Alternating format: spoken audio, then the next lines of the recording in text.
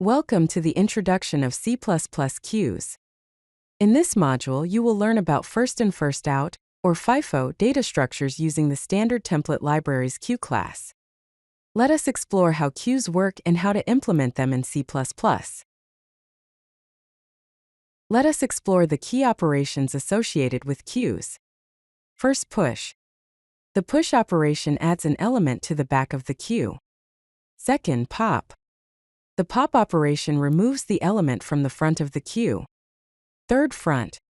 The front operation provides access to the element at the front of the queue. Fourth, back. The back operation provides access to the element at the back of the queue. Fifth, empty. The empty operation checks if the queue is empty. Finally, size. The size operation gets the number of elements in the queue. Here's some example code. First, include the IOStream and queue headers. Then, in the main function, create a standard template library queue of integers called myQueue. Now, add elements to the queue using the push operation. We push 10, 20, and 30 onto the queue. Finally, access the front element using the front operation and print it to the console. This will output 10 because 10 was the first element pushed onto the queue. Here is the standard template library queue implementation. The standard template library queue is a container adapter that provides the programmer with queue functionality. By default, it is implemented using a standard template library deque as the underlying container.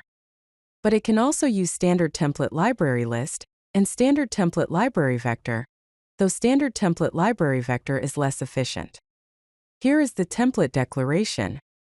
Template class T class container equals standard template library deque of T, where T is the element type and container is the underlying container type.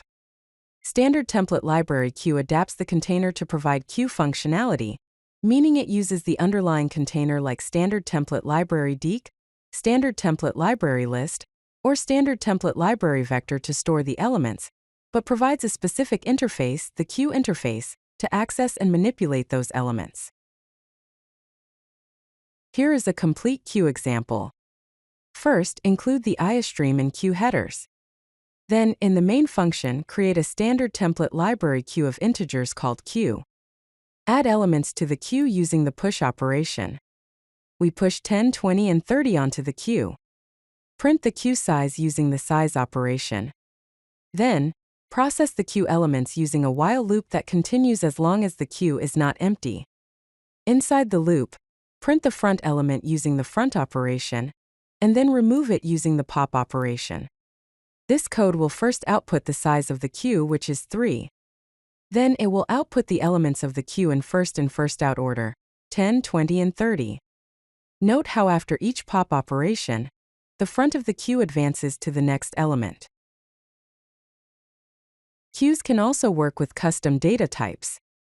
Here's an example. First, include the IOStream queue and string headers. Then create a class called task. This class has two private members, a string called name and an integer called priority. The class has a constructor that takes a string and an integer as arguments and initializes the name and priority members. The class also has a display method that prints the name and priority of the task. Queues can store any data type, including custom classes. Objects are stored by value, which means they are copied into the queue. Custom classes should have proper copy constructors and assignment operators to ensure that the copy is done correctly. For large objects, consider using pointers or standard shared pointer to avoid copying the entire object. Note that if you use a queue of raw pointers, you are responsible for manual memory management.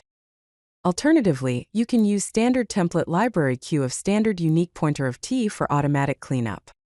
Common use cases for queues of custom data types include task scheduling systems, message processing queues, and resource management.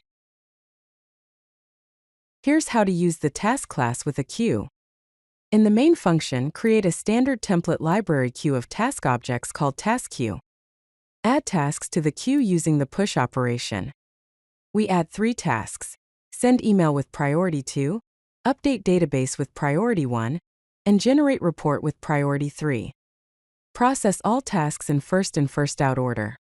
We do this using a while loop that continues as long as the queue is not empty. Inside the loop, we get the front element of the queue using the front operation, call the display method on the current task object, and then remove the task from the queue using the pop operation. Note that tasks are processed in first out order, and not by priority value. For priority-based processing, use standard template library priority queue instead. The program output will be processing tasks, send email priority 2, update database, priority 1, generate report, priority 3. Let's explore some common queue usage patterns. First, the producer-consumer pattern. One thread produces data and adds it to the queue, while another thread consumes data from the queue. This is a common pattern for concurrent programming. Second, task scheduling. Queue tasks to be executed in the order they were received. This is a common pattern for operating systems and other systems that need to execute tasks in a specific order. Third, breadth-first search. Use a queue to explore nodes level by level in graph algorithms. This is a common pattern for graph traversal.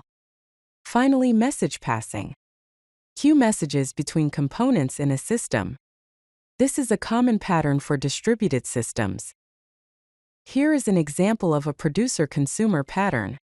First, include the IOStream queue mutex and condition variable headers. Then, create a standard template library queue of integers called taskQueue. Create a standard template library mutex called mtx. Create a standard template library condition variable called CV. Create a producer function that adds 5 integers to the queue. Inside the producer function, create a for loop that iterates 5 times. Inside the loop, create a standard template library lockguard to protect the queue from concurrent access. Then push the current value of I onto the queue. Finally, notify one waiting thread that a new task has been added to the queue. Let's review some best practices for using queues. Always check if a queue is empty before calling front or pop to prevent errors. Use standard template library queue for first out operations, and standard template library priority queue for priority-based operations. For thread safety, protect queue operations with mutexes or use concurrent queue implementations. Consider using standard template library deque directly for more flexibility when needed.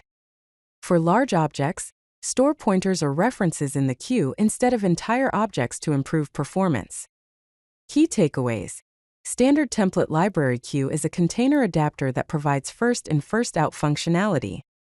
Elements are pushed at the back and popped from the front.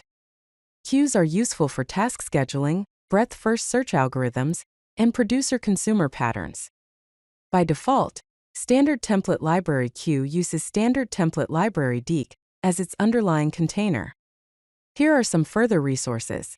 C++ reference, standard template library queue, C++ standard template library algorithms, and data structures and algorithms in C++. Thanks for watching. If you like this video, hit that like button and don't forget to subscribe. Visit CodeLucky.com for more such useful content.